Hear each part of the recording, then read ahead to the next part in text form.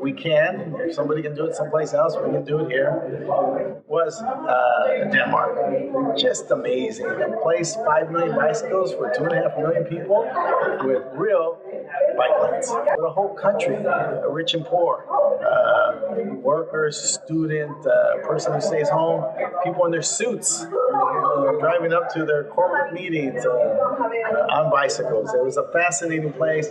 I would like to bring a wealth of those experiences I had around the world to use those to inform how we create a better transportation system here in Los Angeles that has a respect for the history of this region, respect for its environment, but it's also forward-looking to see how we can bring people together in a more public way. And so we've got to be thoughtful about that. We've got to have appropriate bike lanes, appropriate safety, lighting, scheduling. What I saw in Denmark was fascinating. Their own bike lanes, equal to, if not greater than, what the vehicles have. Also, their own lights, their own turning patterns and schedules.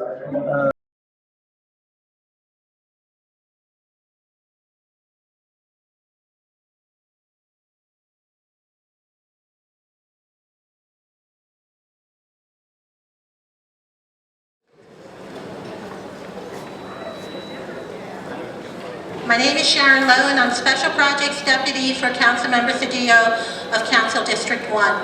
I'm going to call attention to all of you in your packets that you received when you registered. If you would take a look up on the screen, you have the ground rules. This is very important.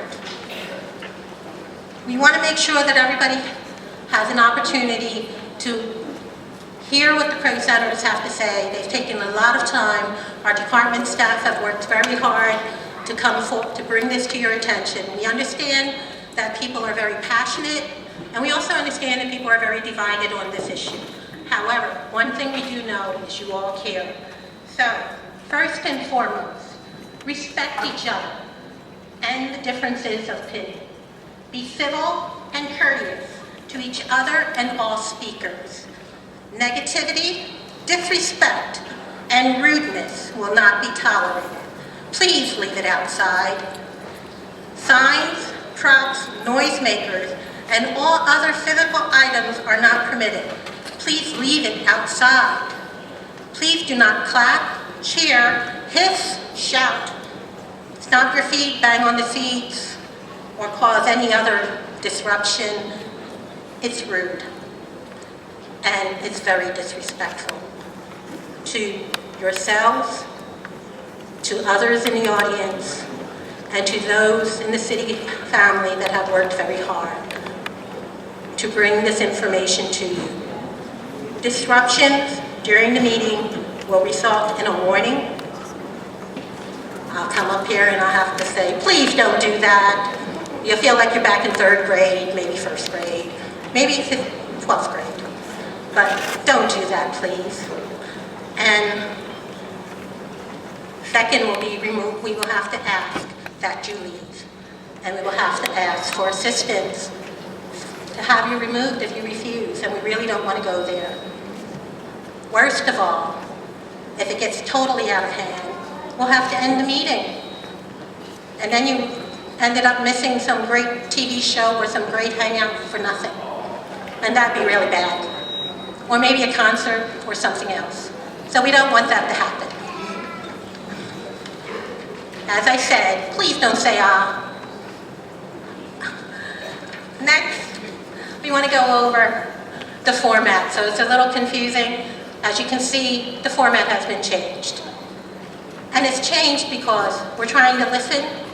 I think we've tried that before. I'm trying very hard tonight. And make sure I'm listening. I made sure I had my usual 4 shots of espresso for the day. So, you've received in your packet, and your packet is very important. You received an agenda, the ground rules, so I don't always have to keep asking for it to be put back up on the screen. There's a question card, and during the question and answer period, you will have an opportunity to ask a single question. No multi-parts, please. Just a single question. on the presentation. If you have a general question, we have many volunteers here this evening. They'll take it anyway. They'll pass it on to our city staff who will answer the questions. However, if it is a general question, it will be put on the side and will be answered subsequently, but not tonight. We will only be answering a single question per person on the presentation.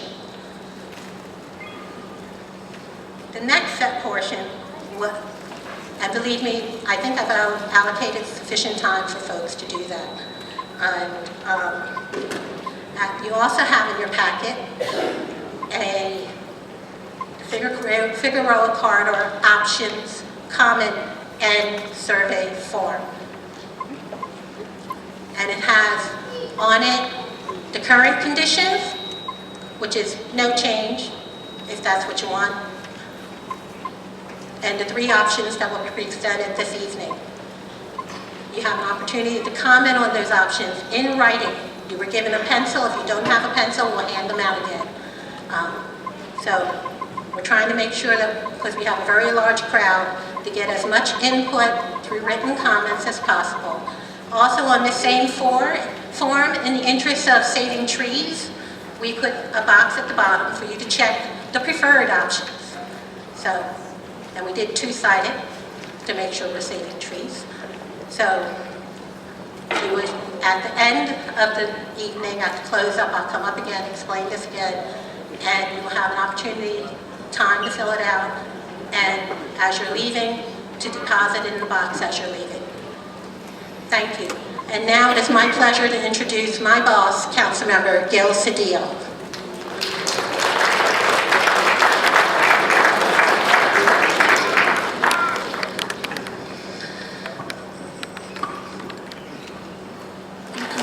So look, we've got cameras here, and David Z's here, and so we've got a nice group of people who are looking at us, and I think this is really important because I think it gives us an opportunity to demonstrate how we move this conversation forward in a way that's really constructive and positive. Okay, let me repeat what Sharon said. This is part of an ongoing conversation. This is the second meeting we had, and I don't know where Joseph Ali, are you in here, Joseph? Joseph, are you here? Stand up. You know, Joseph, I've known him and his family for years, and he's brought this issue and been relentless in having us pay attention to this issue. We came in and we had the 10 town hall meetings, an agenda was set, and priorities were dictated or impressed upon us by the community. But Joseph has been relentless in his efforts to bring this conversation to the forefront and have us move forward on this discussion.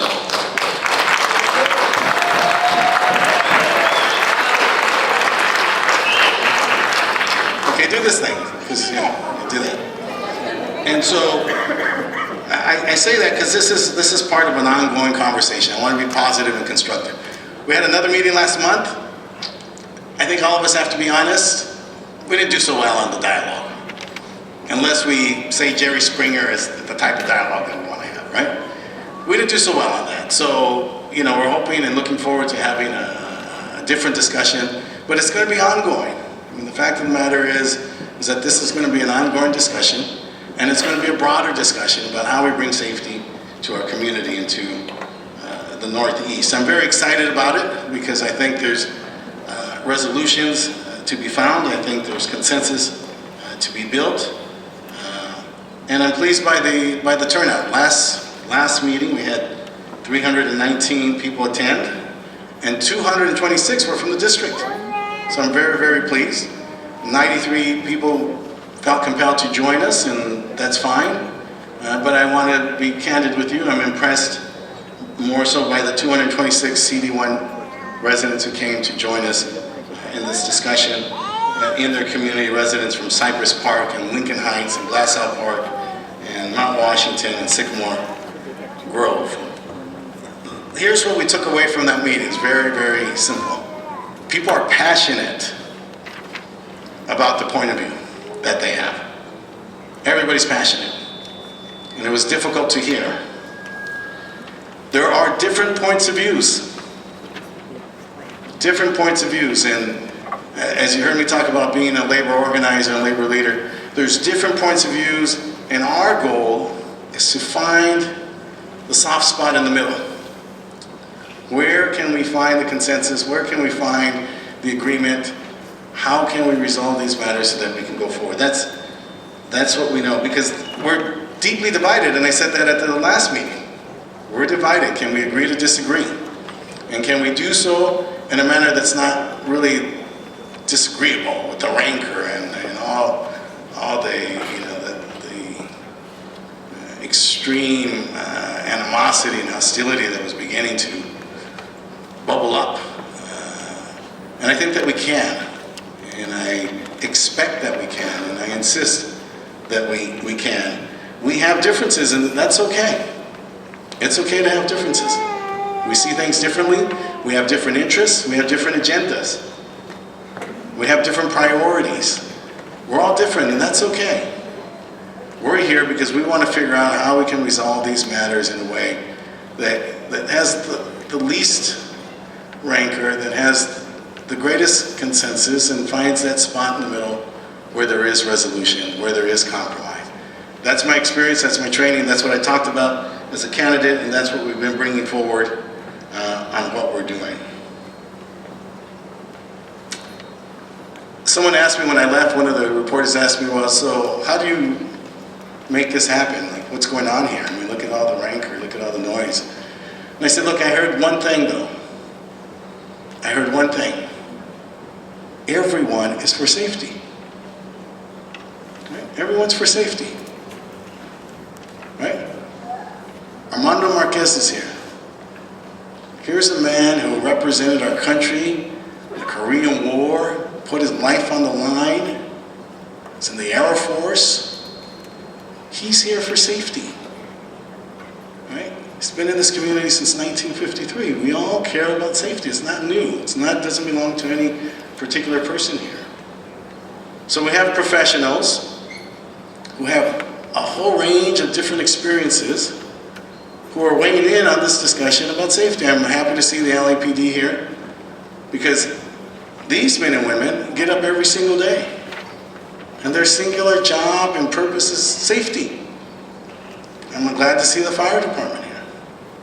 Singular purpose every day. Public safety. I spoke to the chief today. Public safety is what these men train for, men and women train for, prepare for, and commit their lives to. Put their lives on the line. A tragedy happens and everybody's running in one direction and they're running towards it. And so their opinions are important to me and they weigh upon me. I'm very impressed by that, and I appreciate their presence. So we're going to continue to have this discussion. It's going to go forward. We're going to not stop. We're going to continue to look for the spaces where we can have a consensus and we can reconcile all the interests. That's what we're going to do. You know, Sharon, you gave me a lot of great talking points. Do they happen? Oh, okay. I have talking points for you. You know that we had a great meeting, 300 and... Oh, you went through that? Oh, you putting everything up there? Oh, okay.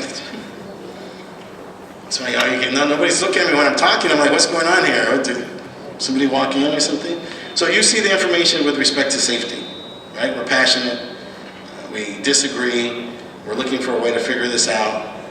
As I was asked before, what amount of deaths are acceptable in comparison to speed? I mean, I lost my wife 12 years ago. You want to ask me a question of what's acceptable in terms of somebody's death? 0. That's our goal. 0. Who doesn't agree with that? I mean, I know loss of life for someone you care and love. Everybody does. I mean, that's rhetorical. Let's talk about how we're going to do these things and how we're going to move forward, right? I mean, we've got statistics here, and they tell you that the biggest challenge is pedestrian fatalities. Right? We have 5 of them. These are stats from 03 to 12. This is what we came in, this is what we inherited. This is not our record, this is not our legacy. This is our circumstance and the challenges that we have accepted as the elected leadership of this district. Right? So we had 5 pedestrian fatalities, unacceptable. 57 pedestrian collisions, unacceptable. 14 bicyclist collisions, unacceptable. 70 total collisions over the last 10 years, unacceptable if there are ways in which we can prevent them in a way that works for everybody, right? In a way that works for everybody, of course, they're not. There's some hot spots that we identified. They may be part of the design of the area. We're going to look into that. And we're going to look into the whole area. If the stats are up there, take notes, or if they're in their booklets. They're outside on the big board, so I'm not telling you any secrets. There's nothing there that's a secret or that we don't know. We want to move this discussion forward. That is a complete discussion with the complete community involved. The entirety of the community. We want holistic solutions. This is what we're looking for. This is what my staff is focused on. This is what I say to you with all sincerity. This is our agenda. But it's an agenda that's going to be inclusive of all points of views and all our residents. And as you heard me say, I have a bias for the people who live here.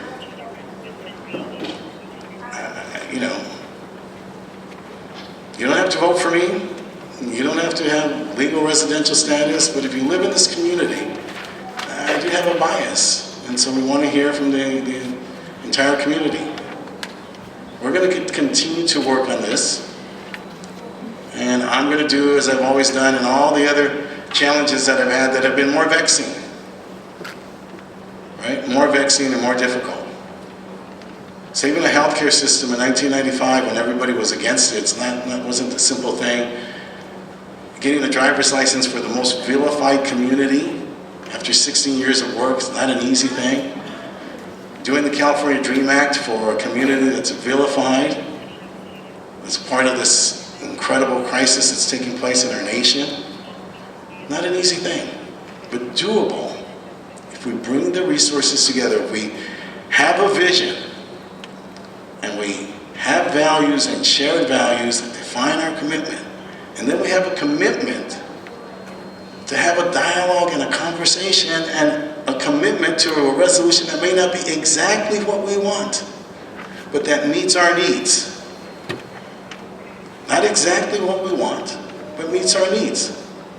I'm for a driver's license with no marks at all. And I'm for immigration reform that gives people citizenship status immediately. It's easy to say, but that's not the reality. And so I had to work for 16 years to try to craft a proposal and build a political consensus that created a driver's license that works for immigrants to get somewhere they want to be. I had to do that.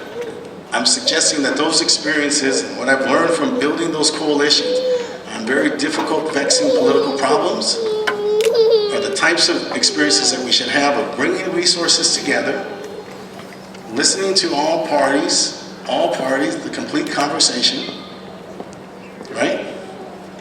And that there's a resolution that we can find, and I assure you, and I'm confident that our commitment, shared commitment, can create a solution that works for all of us. And so we're committed to this. This is the second meeting. This is our 12th major public meeting in the first year as we come forward. We've done a lot. We're proud of the things that we've accomplished. And I'm confident that we will move forward together as a community, a complete community, to get a resolution and solution that meets all our needs. That we will find that soft spot in the middle that brings us together. That we will have a consensus, that we will develop that unity, that we do have these shared values, we have a commitment to public safety, and that ultimately we're going to get a resolution that all of us can live with. Handed to our LADOT staff who will then read the question, so everybody will know what the question is, and then answer. And can we turn the lights back on, please? Thank you.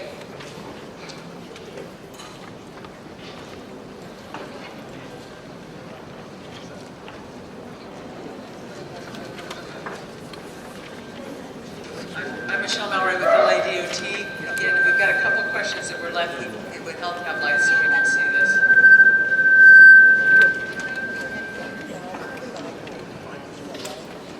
Can somebody, can you please turn on the lights? We need, in order to read the question, can we hand those up? Whatever you have in your hand so far, hand them up.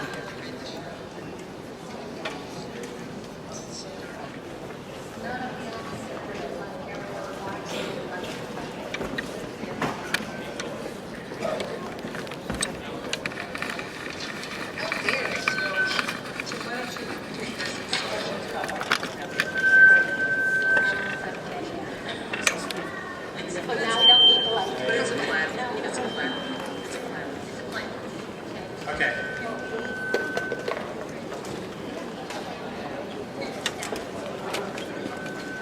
Yeah, just turn it off.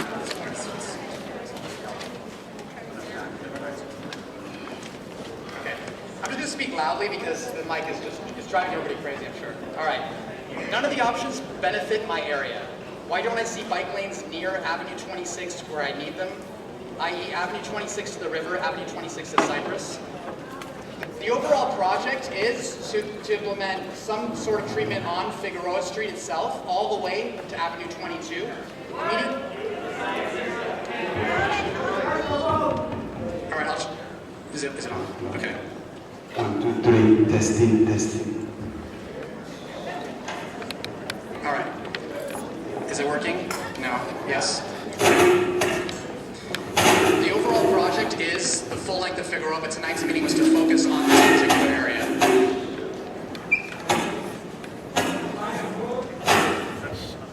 Okay, next. So the next question says, show me how we can avoid gridlock. I don't want to feel like I'm on the San Diego freeway. I'm sorry, how's that? Hello? Okay.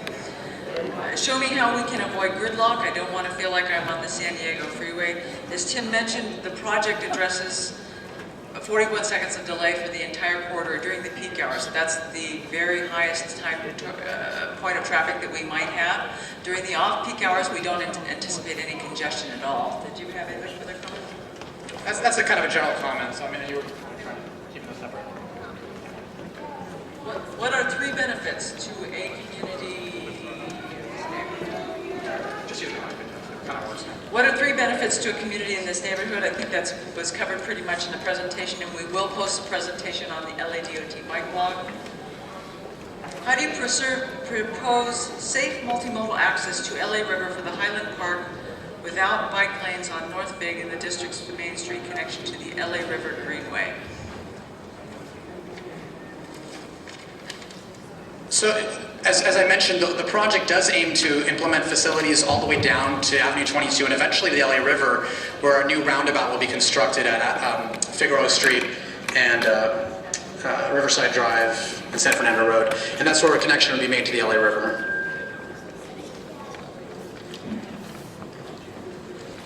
Did you know that Figueroa has 2 metro crossings? Actually, there's not a question. Yes, I'm sorry. Okay, we can hear you. I'm sorry, we recognize that there are some technical difficulties with this map. And now we're not getting feedback, so that's a good thing. So, please bear with us and no shouting. We will have to ask you to leave if you start yelling out. Give them time. Obviously, there's lots of questions. They're going through them, and it will answer the questions that are on the presentation. So this question is about congestion and air pollution.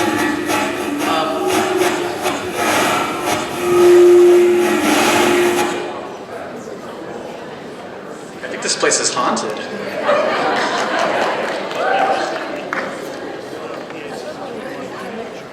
noted, we're only anticipating 41 seconds of delay in the peak hour. We don't anticipate that we'll have additional impacts to air pollution on this project.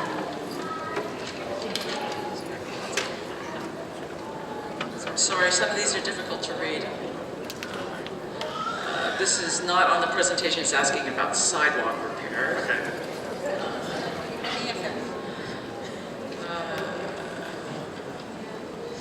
This one, would stripes down the center of shared lanes be possible to make them more conspicuous? And gridlock about buses. I'm not sure I understand the gridlock. Well, in terms of buses, we're working with Metro on their schedules and operations to ensure minimal amount of disruption to their operations. And in terms of the stripe, I don't know if that's referring to green infill, which is an option in the future. We can always add that. We're experimenting still with that. Sorry, we're trying to get through this. This is about Unrelated. Yeah, we have a lot of questions from the community about projects and things in the area that aren't related to this project. Would you consider removing one northbound lane for option 1 to mitigate early morning congestion? Folks, if you can please let us answer the questions.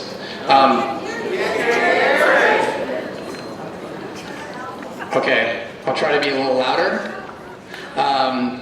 The morning peak period is towards downtown southbound, so the northbound lane reduction wouldn't impact, removing a northbound lane instead of a southbound lane would not impact morning congestion. It would be better for PM perhaps. So this question has to do with lowering speed limits. Has lowering the speed limit been thought of as an option on Figueroa? Speed law is dictated by the state. What the city can and cannot do with speed is based only on the existing travel speeds going now. So the speed law is based on the 85th percentile of traffic traveling through that area based on a speed survey every 5 years. If the traffic is going, 85% of the traffic is going at say 40 or 45 miles an hour, the city is required to set the speed limit at that speed and able to do enforcement. So if we have limited control due to state law on setting speed limits, we can't just ratchet the speed down. We have to dictate the speed limit based on what's already there.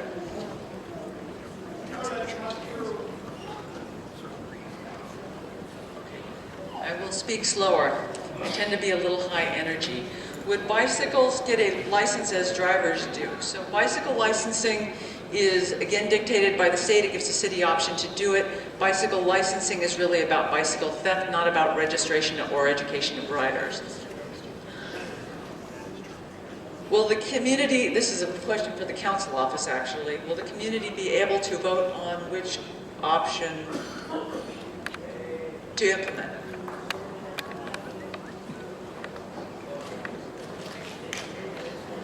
In your packet, you have the opportunity to provide comments, and you see there's a little box under each option for you to check your preferred option.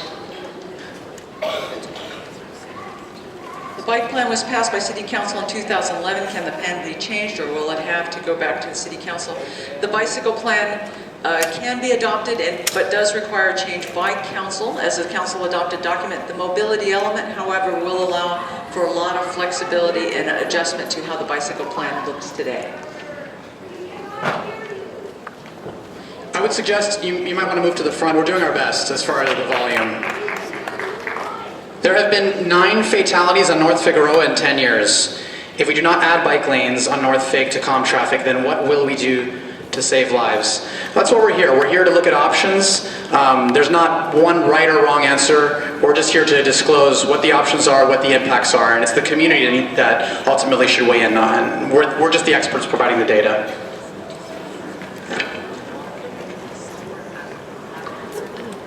We're still looking for questions that are relevant. We have a lot of comments. I believe some outsiders were counted as members of the community. I think the council office actually addressed that in the numbers they provided earlier. With the physical expansion of bike lanes, is there equal expansion of policy both for the private and public sector to protect bicyclists from road bus drivers. This is a Metro question. Why does option 1 lack curbs to protect bike lanes, and can the bike lanes trade locations with the parking lanes? This is referring to what we call a cycle track, like we're proposing, or we're going to be constructing on South Figueroa. It's something that requires a lot more capital investment, more cost. It requires the same, if not more, physical space from the roadway. It's something we could look at in the future after if we were to install bike lanes as an additional, more robust treatment with more funds, if we are able to get more funds. This is actually a quick series of questions. Are you required to do an EIR? No. State law changed last year that allows the city to restripe a bike lane without any effect. Why remove the south lane versus the north? When we did the synchro analysis, which is the software we use to model the before and after conditions, we showed a slightly greater volume of traffic in the evening going north than in the peak period going south. So it was a lesser impact to remove the southbound lane versus the northbound lane. Additionally, the northbound lane is in an uphill direction, and we generally do like to keep an additional lane in northbound for when there's a slower vehicle, so there is an opportunity to pass that vehicle. The last question was here, I'm sorry.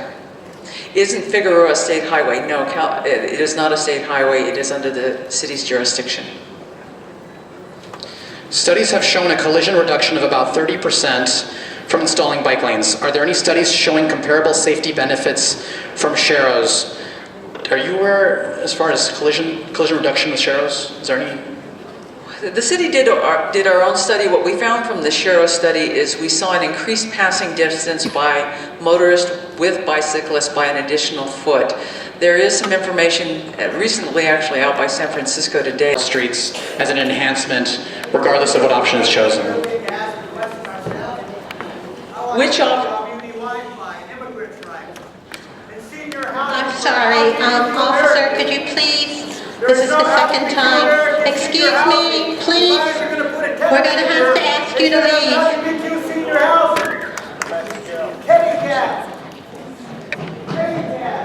Which option will save the most lives? I don't mind 41 seconds to save lives. We believe the bike lane option will slow down the most traffic and will have the most effect on safety. The federal studies indicate that a road diet and adding a bicycle lane to a corridor like this would increase safety through the corridor. Will option 2 or 3 calm traffic speeds like option 1? We wouldn't expect it to. It's possible that the narrowing of lanes slightly would reduce speeds a little bit, but otherwise the same number of lanes with option 2 or 3 as today would exist.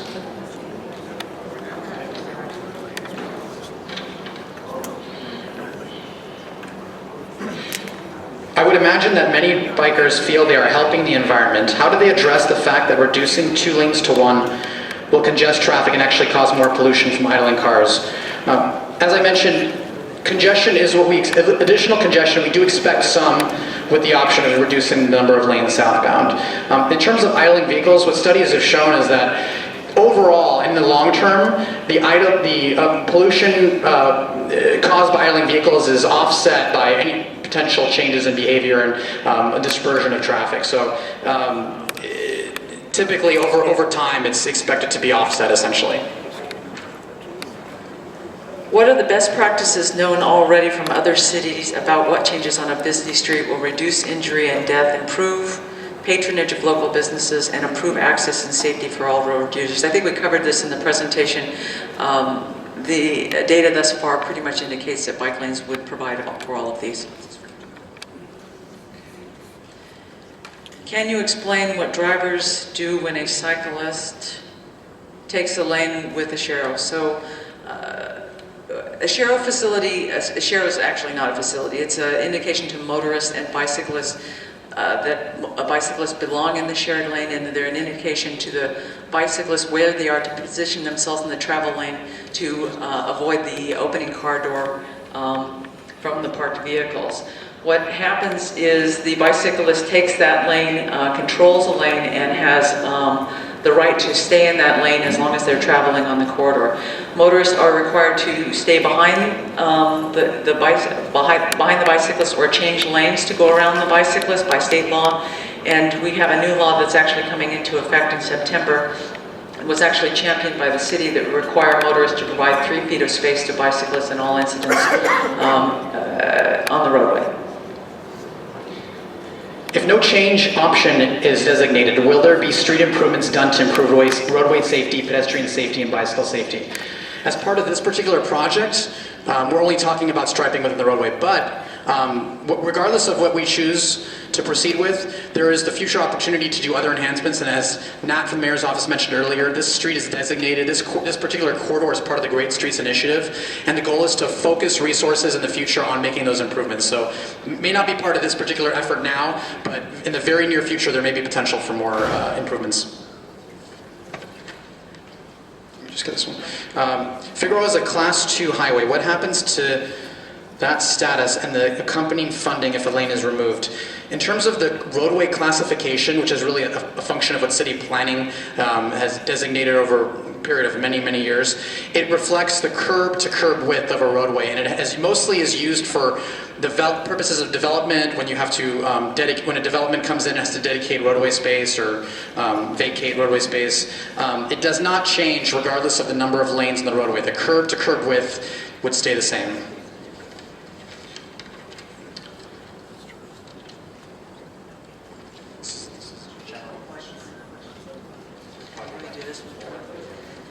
Education is vital for our community. How will you make our streets safer for kids, the elderly families, to walk, ride, and to the library? We have several campaigns working on bicycle safety. We have a current program that's executed through our contractors, Safe Moves, where we hit elementary schools and middle schools, a third of them all throughout the calendar year, and through the 3-year succession we try to hit all of the LAUSD schools. We've also have a grant application in right now to do bicycle safety education in the high schools, and we're waiting to hear on our funding application from the Office of Traffic Safety. What is the city willing to do about, Tim, help me, oh I'm sorry, busy?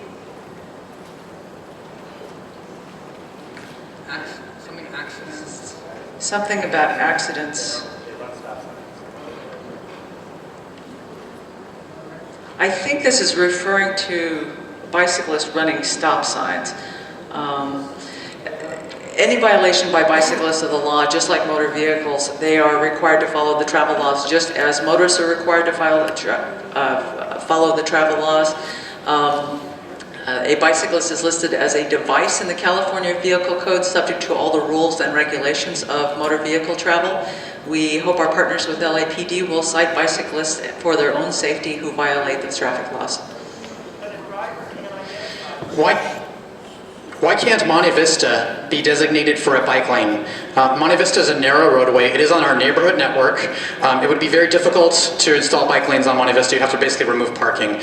It's not really a good fit for that particular street. That street is more suited towards Sharrows. It's a low volume, low speed roadway.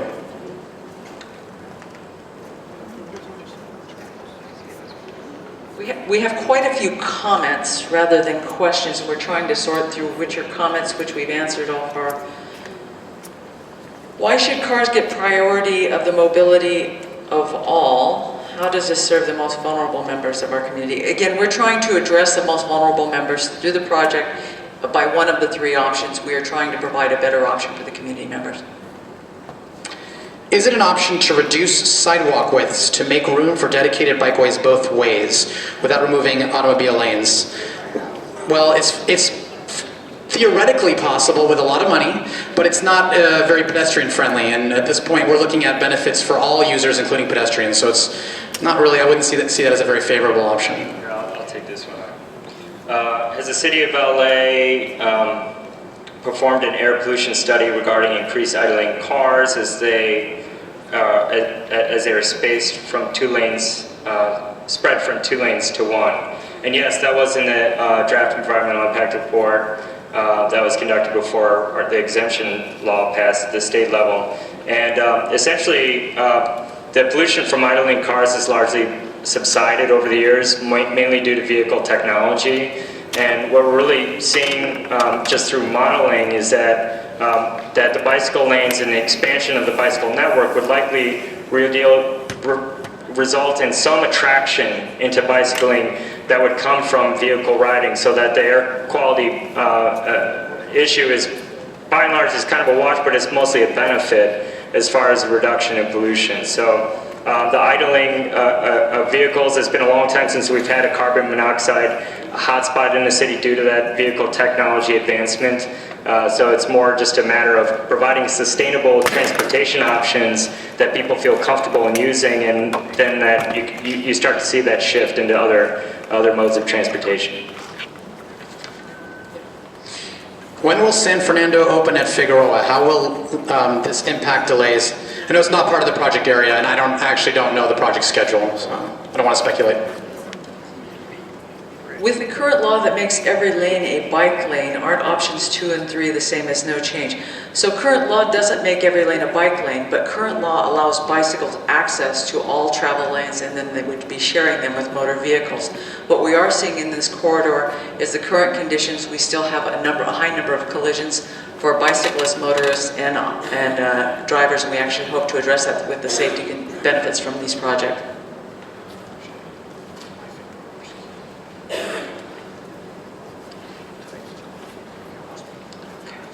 I think this is our last question. Why Figueroa is such a major thoroughfare with heavy traffic to and from the 110?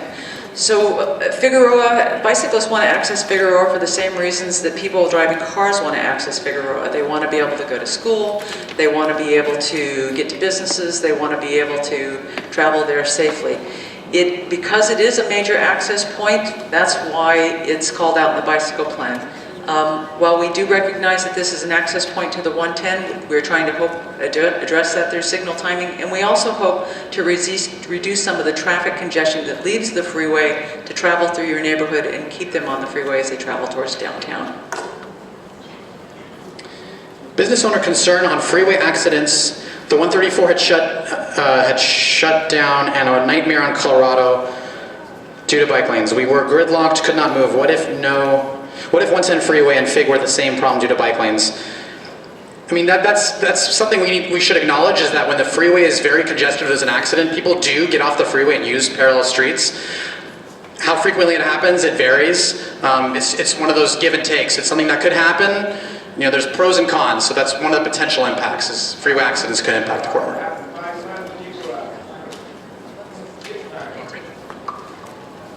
I'll take this question. What are the benefits of bike lanes? I believe we've touched on that. There are advantages and disadvantages in the community. The advantages of bike lanes is it gives people a space to ride. We know that it slows down traffic because we'll have to remove the traffic lane and create delay, but the disadvantages are there as well. We know that we will create delay. We know we'll slow cars down a little bit. It's up to you and the community and the council member to make the decision which option is right for you.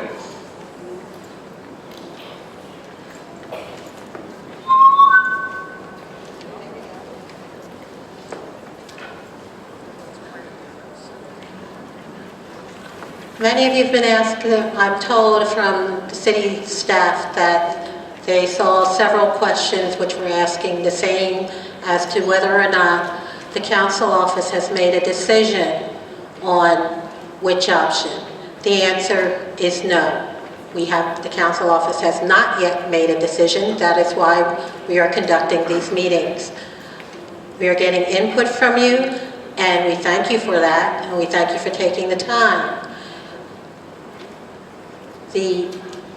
There is an opportunity for the written comments, for you to comment on existing conditions, as you see in your comment form, and also to indicate which is your preferred option.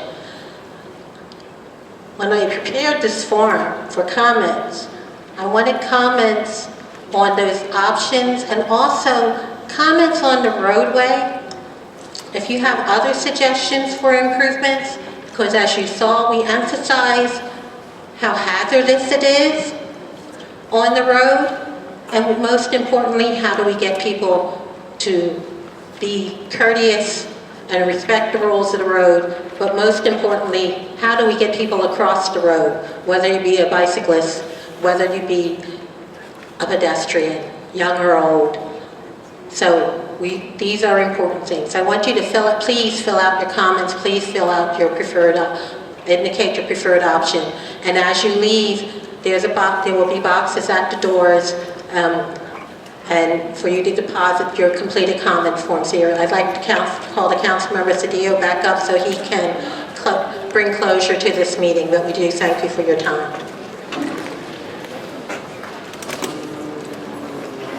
Please, no, please.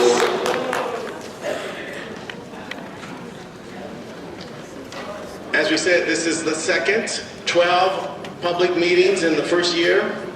Very important, all this input. And this was not a Jerry Springer show tonight. So we weren't screaming and yelling and doing all the things that took place in the last meeting. It's an ongoing conversation. We just didn't get here. These issues have been with the community. As you saw, we did a look back that went 10 years. And we're going to continue this conversation. So thank you, everybody. Enjoy your evening. Drive home safely. And we look forward to talking to you again. God bless everybody.